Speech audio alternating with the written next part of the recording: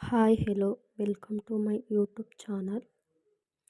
ಮನೆಯಲ್ಲಿರುವ ವಸ್ತುಗಳಿಂದ ಪನ್ನೀರ್ ಚಾವಲ್ ಹೇಗೆ ರೆಡಿ ಮಾಡುವುದೆಂದು ನೋಡೋಣ ಬನ್ನಿ.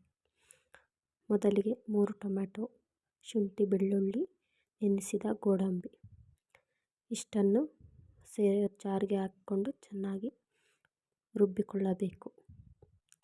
ನಾನಿವತ್ತು ನಂದಿನಿ ಪನ್ನೀರನ್ನು ಬಳಸ್ತಿದ್ದೀನಿ.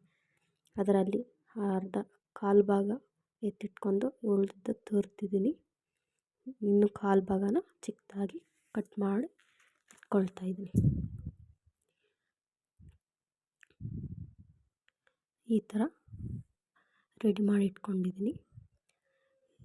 ಇದಕ್ಕೆ ನಂತರ ಒಂದು ಈರುಳ್ಳಿಯನ್ನು ಸಿಪ್ಪೆ ತೆಗೆದು ಚಿಕ್ಕದಾಗಿ ಕಟ್ ಮಾಡಿ ಇಟ್ಕೊಳ್ತಾ ಇದ್ದೀನಿ.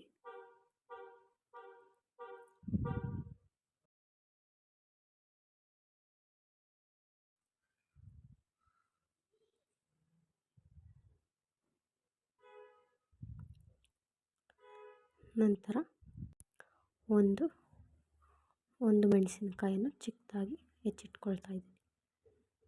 ಗ್ಯಾಸ್ ಆನ್ ಮಾಡಿ ಒಂದು ಬಾಣಲೆಯನ್ನು ಇಟ್ಟು ಇವತ್ತು ನಾನು ನಂದಿನಿ ತುಪ್ಪವನ್ನು ಬಳಸ್ತಾ ಇದ್ದೀನಿ. 1 ಸ್ಪೂನ್ ತುಪ್ಪವನ್ನು ಹಾಕಿ ಸ್ವಲ್ಪ ಗೋಡಂಬಿಯನ್ನು ಹುರಿದಿಟ್ಕೊಳ್ತಾ ಇದ್ದೀನಿ. ಚೆನ್ನಾಗಿ ಫ್ರೈ ಮಾಡಿಟ್ಕೊಳ್ತಾ ಇದ್ದೀನಿ.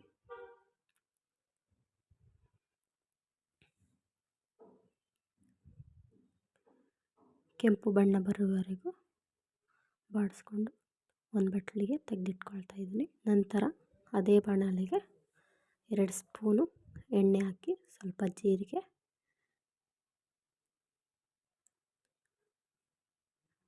ಸ್ವಲ್ಪ ಸೋಂಪು, ಮೆಣಸಿನಕಾಯಿ ಚಿಕ್ಕದಾಗಿ ಹೆಚ್ಚಿಟ್ಕೊಂಡಿರುವ ಮೆಣಸಿನಕಾಯಿ ಹಾಕಿ ಸ್ವಲ್ಪ ಫ್ರೈ ಮಾಡ್ತಾ ಇದ್ದೀನಿ. ನಂತರ ಚಿಕ್ಕದಾಗಿ ಕಟ್ ಮಾಡಿರುವ ಈರುಳ್ಳಿಯನ್ನು ಸೇರಿಸಿ ಸ್ವಲ್ಪ ಕೆಂಪು ಬಣ್ಣ ಬರುವವರೆಗೂ ಬಾಡಿಸ್ಕೊಂಡು ಇಟ್ಕೊಳ್ತಾ ಇದ್ದೀನಿ. ನಾನು ಮೊದಲೇ ಮೆಂತ್ಯ ಸೊಪ್ಪನ್ನು ತೊಳೆದು ಇಟ್ಕೊಂಡಿದ್ದೀನಿ.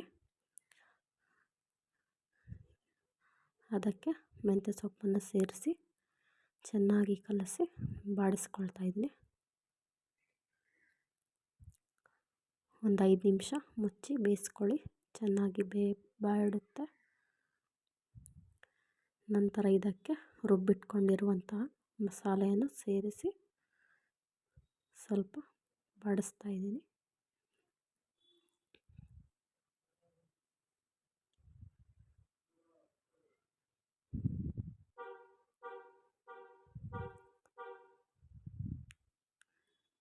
ಇದಕ್ಕೆ ಸ್ವಲ್ಪ ಅರಿಶಿಣ,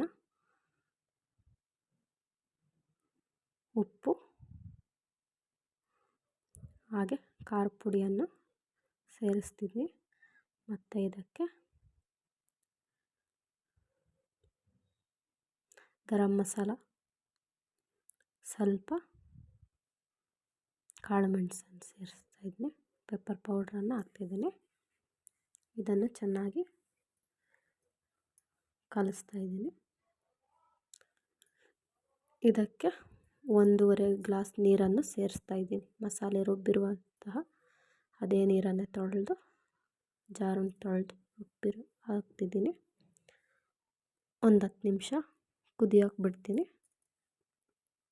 ಇದು ಚೆನ್ನಾಗಿ ಕುದ್ಮೇಲೆ ತುರಿದಿರುವಂತಹ ಹಾಗೂ ಕಟ್ ಮಾಡಿ ಇಟ್ಟುಕೊಂಡಿರುವಂತಹ ಪನ್ನೀರನ್ನು ಸೇರಿಸಿ ಒಂದು 5 ನಿಮಿಷ ಮುಚ್ಚಿ ಬೇಯಿಸ್ತಿದ್ದೀನಿ.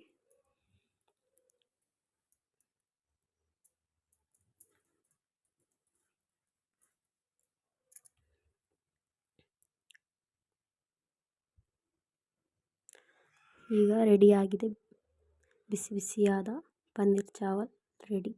ಹೇಗಿದೆ ಅಂತ ಟ್ರೈ ಮಾಡಿ ಹೇಳಿ. Thank you for watching.